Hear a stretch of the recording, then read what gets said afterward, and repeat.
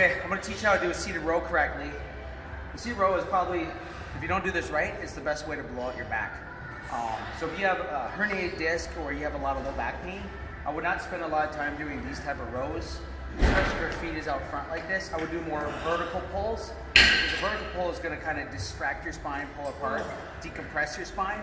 If you have low back pain, if you have disc bulges, this is a little more risky and it will feed your disc bulge. So avoid this if you're having a lot of low back pain. However, if your back is healthy, let's teach you how to do this correctly so you can keep it healthy. So with seated rows, first thing is, we're gonna use just one bar to teach you all different rows.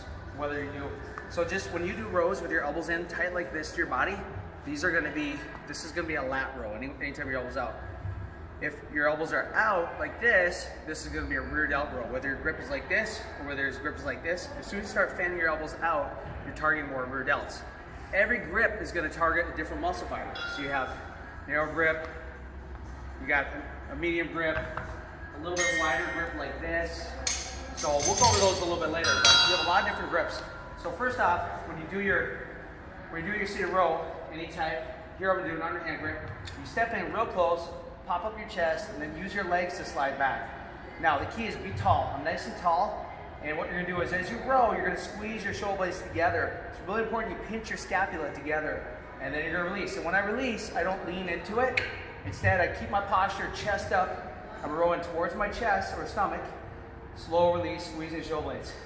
When you do this right, what's gonna happen is, if you do this right, your shoulder, if I put my finger here on your shoulder, it will roll off of my finger.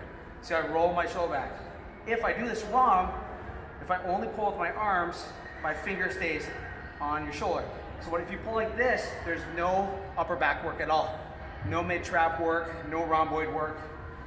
So the key is you're gonna squeeze your shoulder blades back as you pull. So that's really important. And so I could also, the same technique applies to a rear delt row. So now I have an overhand grip.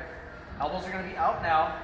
I'm gonna squeeze my elbows out, but I'm still squeezing my shoulder blades together. And if you notice, as I go full range, you're gonna go all the way forwards, but what you don't do is let your chest drop. See, you avoid letting your chest drop. Chest is up, you fixate your spine in one place, and a little bit of row like this, as you get tired, is maybe acceptable, but ideally we're locking that torso, and I never want too much lean. A tiny bit lean back, you can lock that, but ideally vertical. And you're really always avoiding this rounded. You never want to do your rows like this. Never do that. Okay, so when you do a seated cable row, you have a lot of grips. So when we're doing a lat row, elbows are in tight, like I said earlier. So your elbows are in tight here. So first you have, this is going to be your strongest grip. The narrower the grip, the stronger you are, because when you pull, it's a little reduced range of motion. You're not going through as much range of motion through the shoulder. So this is just a narrow grip V handle row. Okay, great grip. That's a really good grip for beginners. It gets a little harder with every grip. This is just D handles. So now we're a little bit wider with our grip.